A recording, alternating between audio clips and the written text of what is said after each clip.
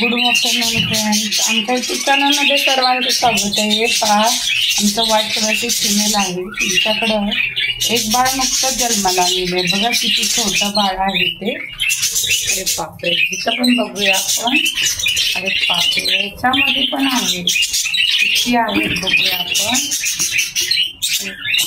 1 2 3 4 बाळ दिसत आहेत त्याच्यामध्ये. 1 2 3 4 बाळं आहेत. आणि इथं पाहूया. बापरे, इच्याकडे पण एक बाळ जन्माला आलेलं आहे.